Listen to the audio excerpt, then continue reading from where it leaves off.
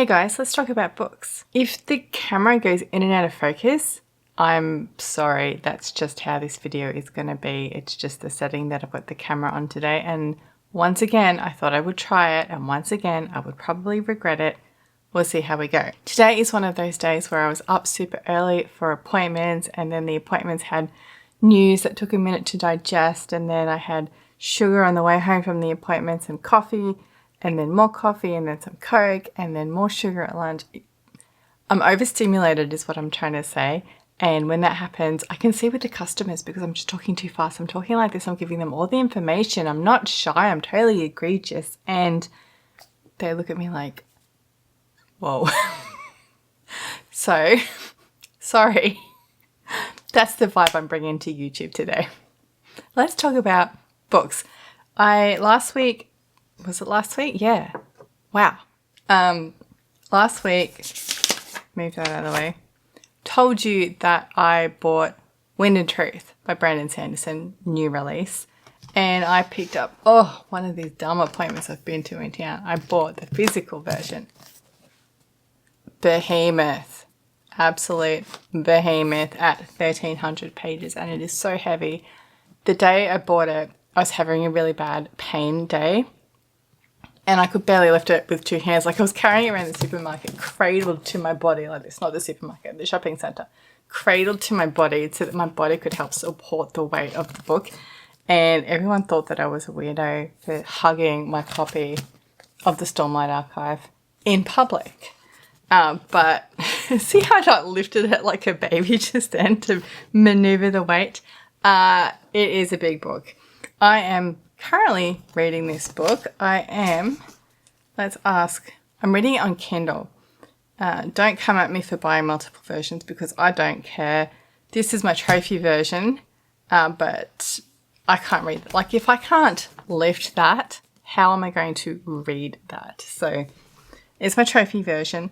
I am a quarter of the way through, according to the Kindle app on my phone. Are things happening? Yes. Are they kind of not happening? Yes.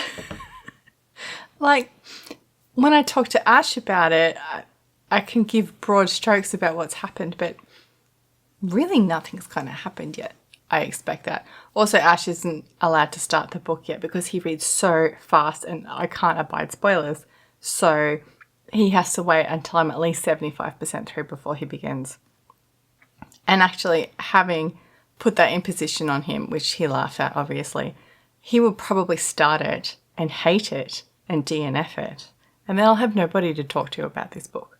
One spoiler, please block your ears if you don't want spoilers at all. There was a steamy shower sex scene, which is completely out of nowhere for Brandon Sanderson. I was shook to be reading this in a Sanderson novel. I think that he has taken on board a lot of YA influence in his life. He has a co-writer in his YA series, the Skyward series, that brought romance to the party, which that was great. It was perfect in that context. And maybe he's taken some of that on board to write a sex scene between a married couple. It was great. Like, it wasn't explicit. It was just different for Brandon Sanderson, and I liked that because a lot of the other stuff I've been reading in this book is preachy mental health stuff.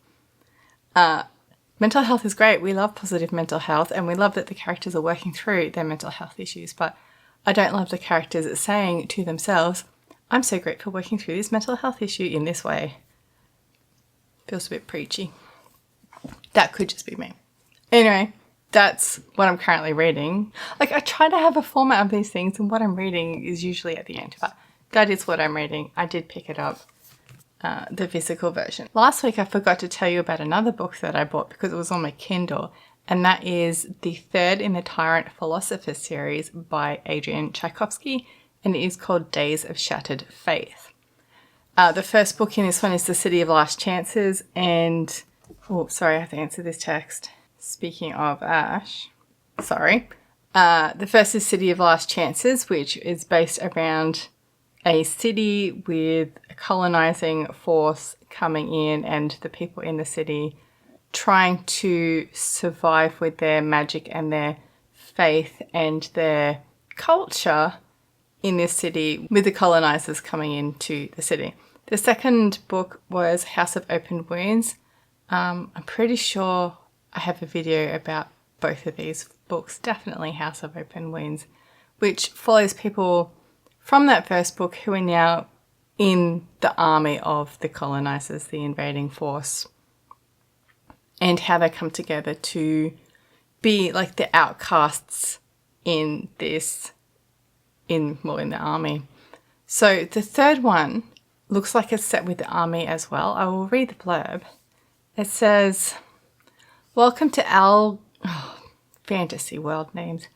Alkaland. Welcome to Alkaland, jewel of the waters, capital of Usmai, greatest of the successor states, inherited to the necromantic dominion that was the Mori Bandi Empire, and tomorrow's frontline in the Palacene's relentless march to bring perfection and correctness to an imperfect world. The Palacene is the invading army force. Lauret is fresh off the boat and just in time. As cohort invigilator of correct appreciation, imagine that they're all proper nouns. Outreach department, she's here as aide to the Palacene resident Sage Invigilator Angeli. And Sage Invigilator Angeli, Gil to her friends, needs a second in the spectacularly illegal, culturally offensive and diplomatically inadvisable duel she must fight at midnight. Outreach, that part of the PAL machine that has to work within the imperfection of the rest of the world, has a lot of room for the illegal, the unconventional, the unorthodox. But just how much unorthodoxy can Gil and Lauret get away with? I settled on a pronunciation there at the end. So probably you could read this one without having read the first two, but it will probably have spoilers for characters and you won't have the broader context of the world. I'm enjoying these, although I feel like they're quite long. I feel like this will be around the 500 page mark as well. Let's consult with the Kindle app. 576 pages. So that'll take me a while, but Sanderson first. They were released like within days of each other. Tchaikovsky and one day, Sanderson the next day, and two massive books. So that'll see me through till next year. What else I bought though? Ancillary Sword by Anne Lucky. This is the second in the Imperial Ratch series. I don't know if it's a trilogy. I don't know if there's more than 3.